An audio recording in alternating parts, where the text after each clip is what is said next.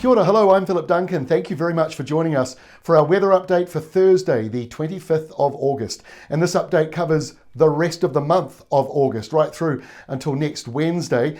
And we've got a bit of a change coming next week in the form of westerlies. But between now and then, we've got a few other features, and the main one is this low coming through for Thursday night and early Friday morning in the New Zealand area.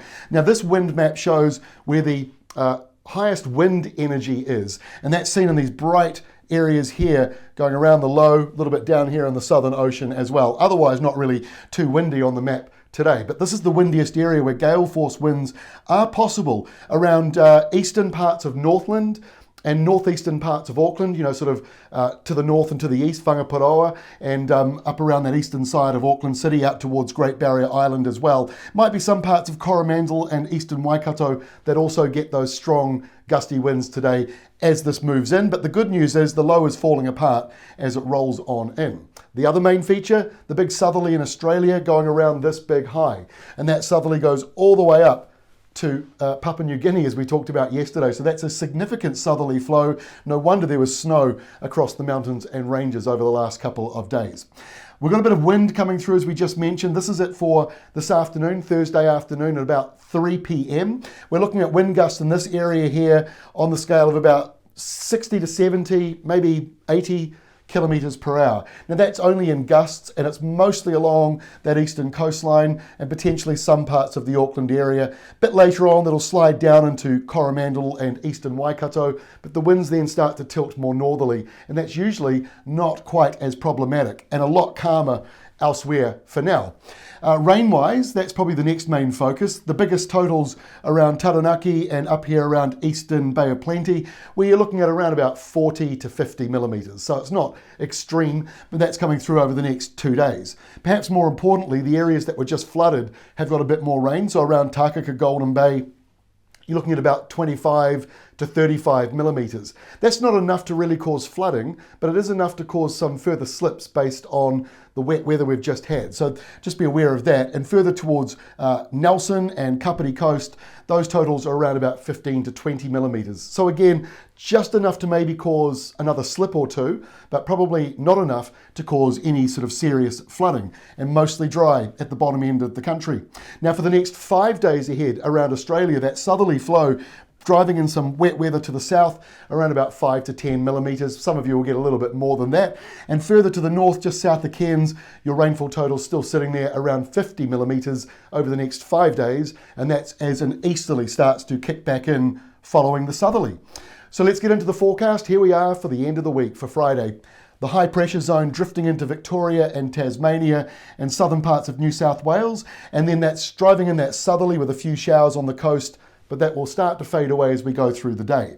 So the southerly that came to Australia is now here in the Tasman Sea, getting closer to New Zealand, but the low falls apart. On Friday, the skies dry out in the upper South Island. You'll be pleased to know about that, but it is still raining in the lower North Island, so that's why we're saying there might just be a few more slips around the place as that moves on through. Now the wind flow will change across the day, but really it's as we go into Saturday that New Zealand gets that southerly that's just come into Australia. It's not too bad, but it's enough to drop the temperatures down. And for the eastern side of the North Island, you'll notice those showers and the southeasterlies continuing to come on through.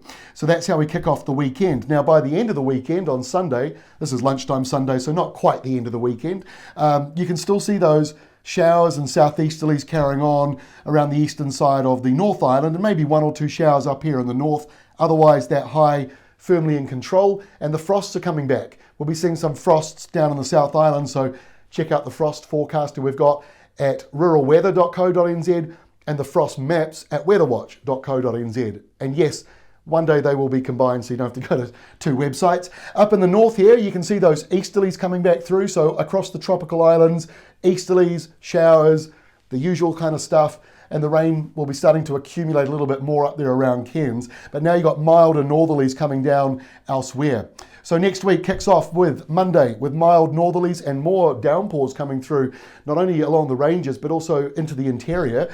And further to the south, your next shot of cold air comes through for Melbourne and Adelaide, with a southerly change coming through for you. In New Zealand, the high moves out to the east. Those showers carry on for the eastern side of the North Island. So you've got a showery few days coming up around places like Wairoa and Gisborne, and maybe a few showers also on the flip side, on the other side of the west coast.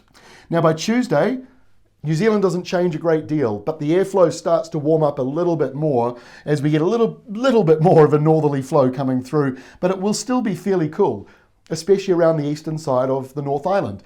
Over in Australia, a bit of rough weather passes through Tasmania, but here comes the next high, and north of that, those easterlies that are carrying on through the tropics go right on over towards Broome and right over to the western coast of Australia. But this big high coming through here is a bit of a teaser for the weather that's coming through as we get to the very last day of August. And this is kicking off how September is going to look. So this line of high pressure from the Indian Ocean across southern parts of Australia, and then there's the other one to the east of New Zealand.